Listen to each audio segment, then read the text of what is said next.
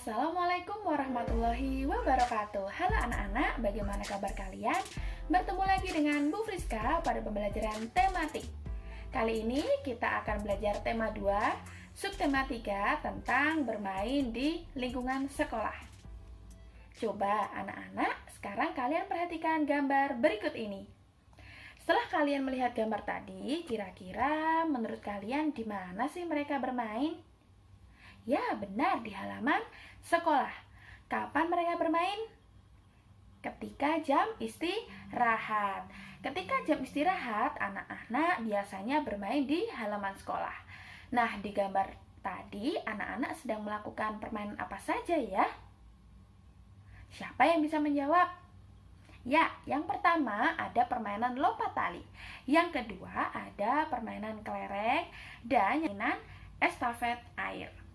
Saat bermain kelereng, Edo akan membagikan 6 butir kelereng kepada 3 orang dengan jumlah yang sama banyak. Berapa jumlah kelereng yang diterima masing-masing orang? Bagaimana ya cara mengerjakannya? Ya, kita bisa mengerjakannya dengan cara pembagian. Pembagian itu adalah pengurangan secara berulang. Sekarang kita letakkan kelerengnya terlebih dahulu. Lalu kita ambil 3 kelereng. Bagikan setiap anak diberi satu ya. Kemudian kita ambil lagi 3 sisanya, dibagikan lagi setiap orang satu hingga habis. Setelah itu kita hitung berapa kali kita melakukan pengurangan. Kita lihat, ternyata Edo melakukan 2 kali pengurangan. Kalian bisa tuliskan dengan cara lainnya seperti ini. Sehingga hasil dari 6 dibagi 3 yaitu 2. Gimana? Kalian bisa memahami? Kita lihat soal berikutnya. Persediaan bola pingpong untuk lomba sebanyak 48 bola pingpong. Bola pingpong dimasukkan ke dalam 6 kotak. Berapa banyak bola pingpong dalam tiap kotak? Kita lakukan pembagian dengan cara pengurangan berulang. 48 dibagi 6 sama dengan 48 dikurangi 6, 6, dan seterusnya hingga hasil akhirnya adalah 0. Setelah itu, kita hitung berapa kali melakukan pengurangan. Ternyata kita melakukan 8 kali pengurangan, yang artinya 48 dibagi 6 itu sama dengan 8. Sekarang, tahukah kalian bahwa pembagian itu bisa kita ubah menjadi bentuk perkalian? Sudah tahu? Kalau belum tahu, kita simak bersama-sama. Caranya begini anak-anak. Saat Bu Friska memasukkan 8 buah apel ke 4 kotak rotan, maka kita melakukan pembagian 8 dibagi 4. Jadi terdapat 2 buah apel di setiap kotak rotan. Apabila dibalik, sebanyak 4 kotak rotan mendapatkan 2 buah apel di setiap kantongnya. Berapa sih jumlah buah apel? Maka kalimatnya seperti ini. 4 dikali 2 sama dengan 8, sehingga 8 dibagi 4 sama dengan 2, karena 4 dikali 2 sama dengan 8. Kalian bisa memahami gambar-gambar yang sudah Bu Friska sajikan, oke? Sekarang mari kita berlatih. Ditulis di buku tulis kalian masing-masing ya. Setelah kalian berlatih, marilah kita amati gambar satu persatu. Berikut ini adalah gambar peluit. Peluit adalah alat peringatan yang biasa kita gunakan saat kita olahraga. Nah, peluit ini memiliki ciri-ciri keras, padat, kecil, terbuat dari kayu atau plastik. Bila ditiup terdengar bunyi yang nyaring. Bentuk bendanya yaitu tetap, lonjong, dan berlubang kecil. Nah, sekarang cobalah kalian lakukan pengamatan terhadap gambar-gambar benda-benda berikut ini. Nah, hasilnya kalian bisa tuliskan di buku tulis kalian.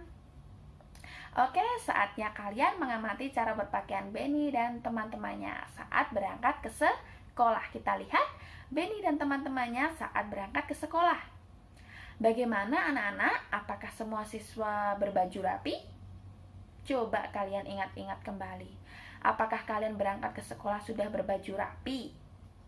Oke, Bu Friska percaya kalau kalian pasti sudah memakai baju yang rapi. Nah, kalau di gambar ini terdapat ada satu siswa yang tidak berbaju rapi. Siapakah itu? Ya, ternyata Udin tidak memakai baju yang rapi. Itu berarti Udin telah melanggar tata tertib di sekolah. Apa saja contoh tata tertib di sekolah? Yang pertama, berpakaian rapi. Yang kedua, memakai sepatu hitam di hari Senin. Yang ketiga, memakai kaos kaki berwarna putih.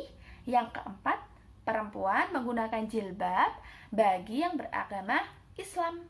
Rambut laki-laki itu tidak boleh melebihi daun telinga. Yang keenam, memakai kaos kaki. Yang ketujuh, saat upacara kita tidak boleh berisik. Jadi kalau ada anak yang ngobrol, itu berarti dia sudah melanggar tata tertib di sekolah.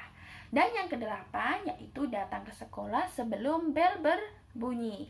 Yang kesembilan, berdoa sebelum maupun sesudah belajar. Yang kesepuluh, menjaga kebersihan, kerapian, dan keindahan. Yang kesebelas, berperilaku 5S. Apa itu 5S?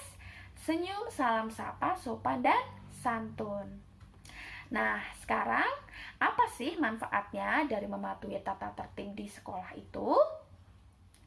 Manfaatnya yaitu yang pertama, menciptakan ketertiban. Yang kedua, menciptakan keamanan. Yang ketiga, hidup menjadi lebih teratur. Dan yang keempat, melatih kita untuk bersikap lebih disiplin. Lalu, kalau kita tidak mematuhi tata tertib, maka kita pasti akan mendapatkan sanksi. Tahapan sanksi di sekolah itu yang pertama, melanggar 1 kali mendapatkan teguran. Yang kedua, melanggar lebih dari 1 kali akan langsung dapat hukuman.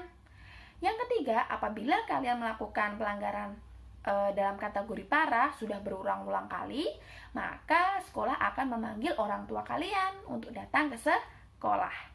Nah, sekarang kalian tuliskan 5 tata tertib yang ada di sekolah kita. Apakah kalian pernah mendengar karya imajinatif?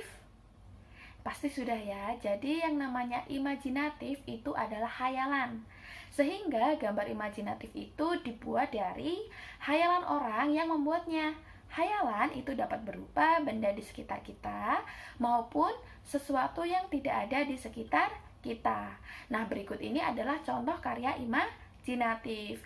Contoh karya imajinatif ini merupakan karya 2 dimensi. Karya 2 dimensi adalah karya yang hanya memiliki 2 sisi, yaitu panjang dan lebar, sehingga tidak ada ruang karena tidak memiliki ketebalan. Oke anak-anak, kalian bisa mengasah imajinatif kalian di rumah ya.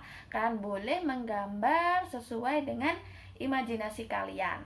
Baiklah, sekian pembelajaran hari ini dari Bu Friska. Mohon maaf apabila Bu Friska banyak kesalahan. Wabillahi taufiq wal hidayah. Wassalamualaikum warahmatullahi wabarakatuh.